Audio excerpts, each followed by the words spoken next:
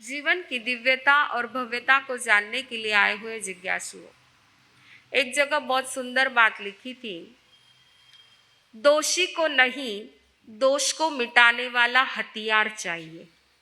ध्यान से सुनना, दोषी को नहीं, दोष को मिटाने वाला हथियार चाहिए। रोगी को नहीं, रोग को मिटाने वाला उपचार चाहिए। इस संसार की बिगड़ती हुई दशा का उद्धार करने के लिए पापी को नहीं, पाप को मिटाने वाला अवतार चाहिए। भगवान महावीर ने भी यही उद्घोष किया है, पाप से घृणा करो, पापी से मत करो। पापी से घृणा मत करो, पाप से घृणा करो, दोषों से डरो, दुखों से मत डरो। हम क्या करते हैं? दुखों से डरते हैं, दोषों से बिल्कुल भी नहीं डरते हैं, इसीलिए दुख आते हैं। जब तक भीतर में दोष रहेंगे तब तक दुख आने ही वाले हैं। जिस समय दोष मिट जाएंगे उस समय कोई भी दुख नहीं रहेगा। दोषों को मिटाना है, दुखों को मिटाने का उपचार करते हैं, परंतु जितना दुखों को मिटाने का उपचार करेंगे, दोषों के तरफ यदि ध्यान नहीं देंगे तो दुख तो आने ही वाले हैं। कितने भी उपचार कर लो, दुख आने ही वाले हैं। सबसे महत्वपूर्ण बात है कि हम अपने भीतर में रहे हुए दोषों को मिटाएं। कौन से दोष है हमारे भीतर में? कौन से दोष है? सबसे बड़ा दोष यदि कोई है तो वो है आसक्ति, वह है मोह और राग और द्वेष। ये हमारे सबसे बड़े दोष हमारे भीतर में, हर एक जीवात्मा के भीतर में ये दोष रहे हुए हैं। जब तक जीवात्मा वितराग नहीं बन जाती है तब तक ये दोष हर एक के जीवन में, कम प्रमाण में कहो या ज़्यादा प्रमाण में कहो, अवश्य इस जीवन में भरे हुए हैं। तो सबसे पहले हमें दोषों को मिटाना है, दुख अपने आप मिट जाएंगे। दुख अपने आप मिट जाएंगे। हमारे सबसे बड़े दुश्मन कौन है? तो ये दोष रहे। शरीर हमारा दोस्त है या दुश्मन है? बोलो, हमारा शरीर हमारा दोस्त है या दुश्मन है? दोस्त है। इधर अरे ऐसी एक ही बात करना चाहिए, दो बात नहीं चलेगी। दोस्त है या दुश्मन है? तो बंधुओं, जब तक इस शरीर के प्रति आसक्ति है, इस शरीर के प्रति राग भाव है, मोह भाव है, तब यही शरीर हमारा दुश्मन है। और जब अनासक्त भाव है, शरीर के प्रति कोई मोह भाव नहीं, राग भाव नहीं है, तो यह शरीर हमारा दोस्त है। यह शरीर हमारा दोस्त है। बहुत सुंदर एक बात कही गई है कि जीवन में साधना के क्षेत्र में सबसे बड़ा दोष है आसक्ति, राग, मोह और द्वेष। ये सब है, और सबसे ज्यादा आसक्ति होती है हर एक प्राणी को अपने शरीर के प्रति होती। बाहर में आसक्ति कभी होती भी है, कभी नहीं भी हो सकती है, परंतु शरीर के प्रति, स्वयं के शरीर के प्रति आसक्ति होती है, और यही दुख का कारण है। यही दुख का कारण है। इस शरीर के प्रति हमें ममत्व भाव जब तक है तब तक दुख आने वाले हैं।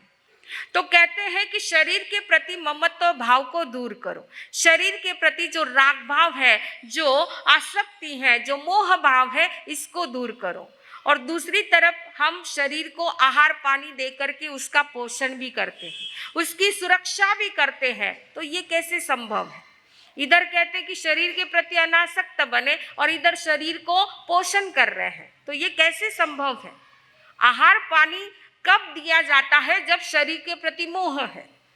जैसे हमारे श्रेयल श्री जी तपस्या कर रहे हैं, तो अब इतने दिनों के लिए शरीर के प्रति मोह भाव छूट चुका है, इसीलिए तपस्या के क्षेत्र में आगे बढ़ रहे हैं। पर हम तो तपस्या नहीं कर रहे, हम आसक्त बने, इसीलिए बार बार रोज 2-2 टाइम, 3-3 टाइम, 4-4 टाइम, हाँ चलने दो, है ना, डालते ही जाते हैं। कितना पोषण करते हैं हम शरीर का?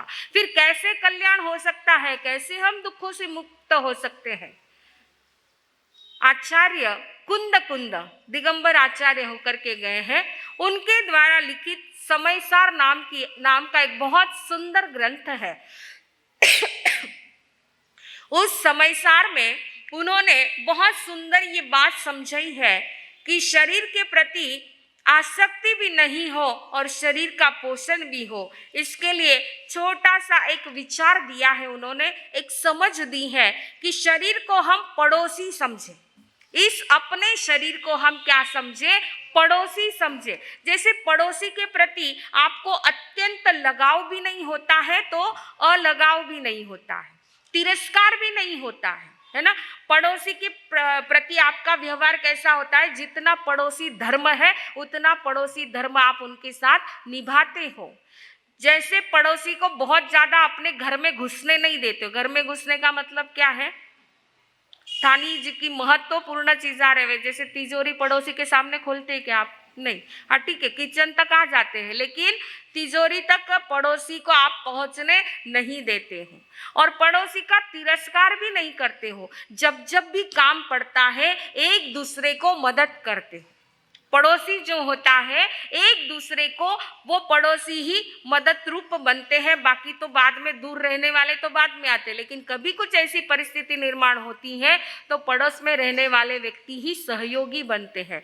बस यही थिंकिंग है आत्मा और शरीर के लिए।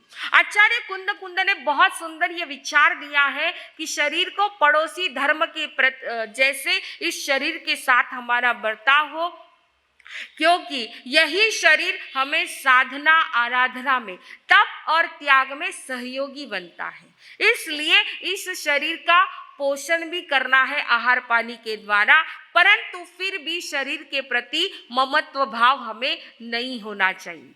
जब इस शरीर के प्रति आसक्ति, ममत्व भाव, मोह भाव दूर होता है तभी हमारी साधना सफल होती है। इसको आहार पानी देना है लेकिन कितना? गाड़ी को चलाने के लिए जैसे पेट्रोल डालना है उतना ही। फिर आप ये सोचते हो क्या? नहीं 100 रुपया रो नहीं 120 रुपया रो पेट्रोल नाकू तो गाड़ी चौखी चाली ला, ऐसा नहीं सोचते। कोई भी पेट्रोल डालो गाड़ी चलने ही वाली है। तो ऐसे ही इस शरीर के लिए भी, इस शरीर को टिकाने के लिए जितना सात्विक आहार होगा, जितना शुद्ध आहार होगा, उतना ये शरीर स्वस्थ रहेगा और शरीर स्वस्थ रहा तो मन स्वस्थ रहेगा और मन स्वस्थ रहा तो साधना सफल हो सकती है। हमारी साधना शुद्ध तरीके से हो सकती है, अच्छे तरीके से हो सकती है। तो शरीर के प्रति अनासक्त भाव रह करके मात्र ये साधना में सहयोगी है, इतना सोच करके ही इसका ध्यान रखना है। यही बात बताई है। श्री ज्ञाता धर्म कथांग सूत्र हमारा जो अभी शुरू हुआ है, इसका कल आपने पहला अध्ययन देख लिया। आज दूसरा अध्ययन, इसमें प्रभु ने क्या भाव फरमाए हैं। गौतम स्वामी फरमाते हैं कि प्रभु ने दूसरा अध्ययन संघाटक नाम का अध्ययन कहा है। क्या नाम है? संघाटक नाम का अध्ययन है। इसमें धन्य सार्थवाह की घटना बताई है।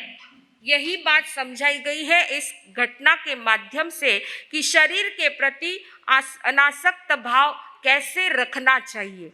इस बात को बताने के लिए ये घटना बहुत सुंदर प्रभु ने फरमाई है, स्वयं प्रभु ने फरमाई है।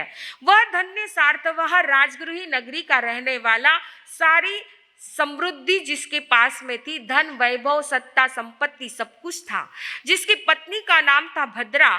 वह भद्रा अत्यंत सुंदर, सुकोमल, समस्त इंद्रियों से संपन्न, स्त्रियों के समस्त गुणों से संपन्न थी।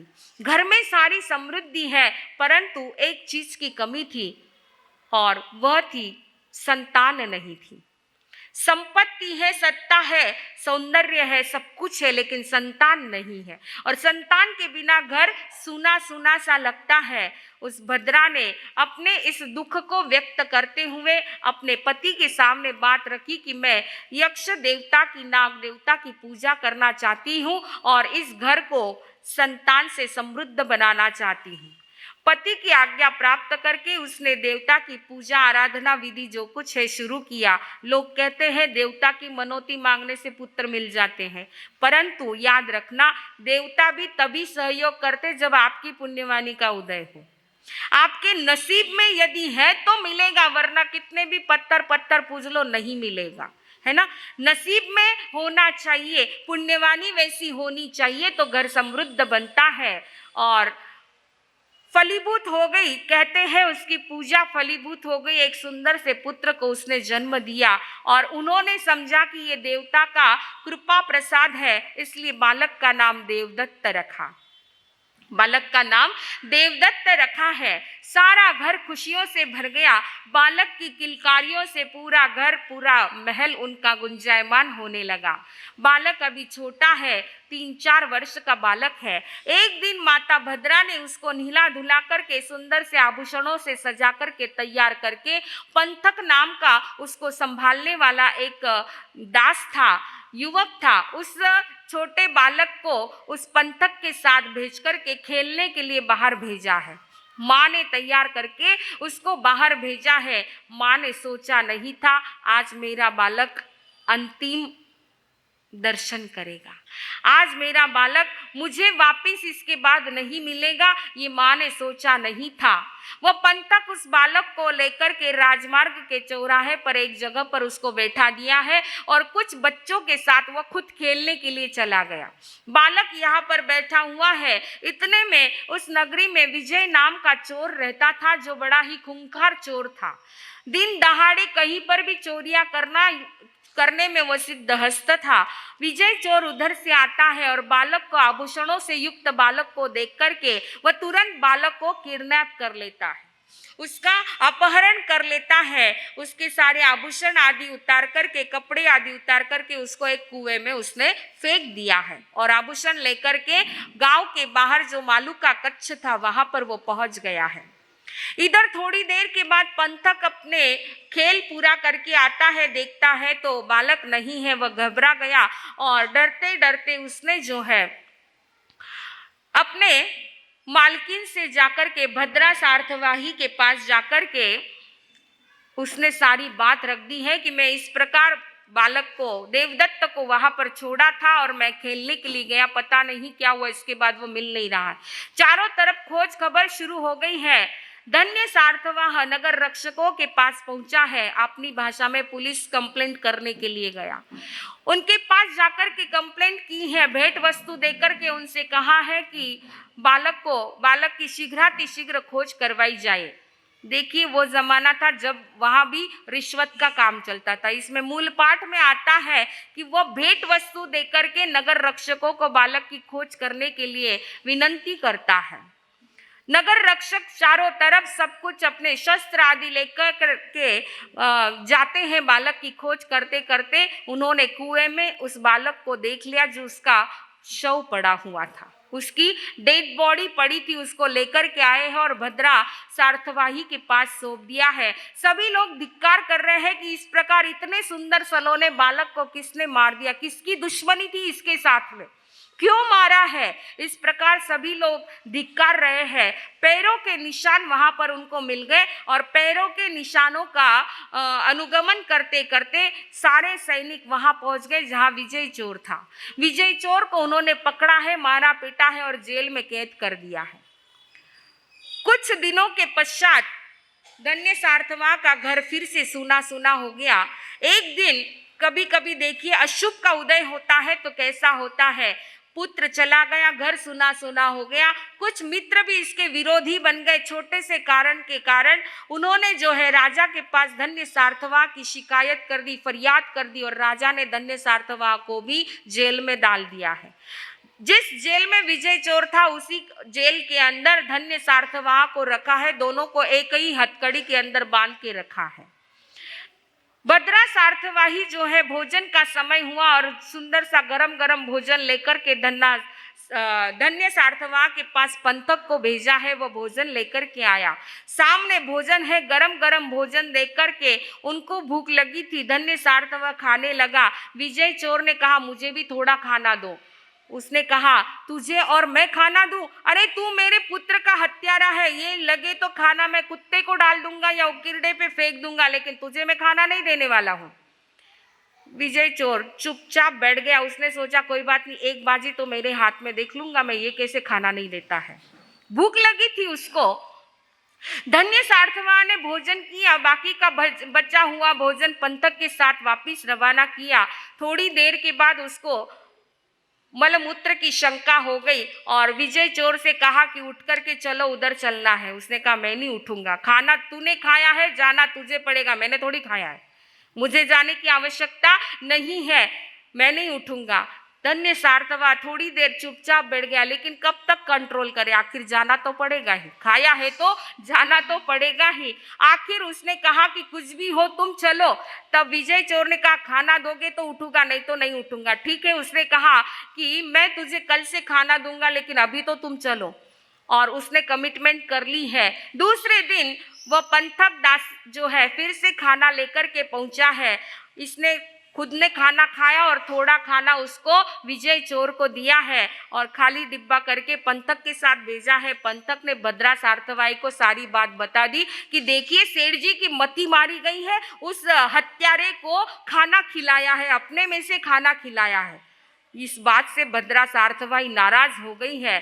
कुछ देर के पश्चात धन्य सार्थवा जो है अपनी सजा से मुक्त होकर के घर पहुंचता है। सभी लोग बड़े खुश हैं, लेकिन भद्रा सार्थवा ही जो है वो नाराज है, उसने स्वागत तक नहीं किया है।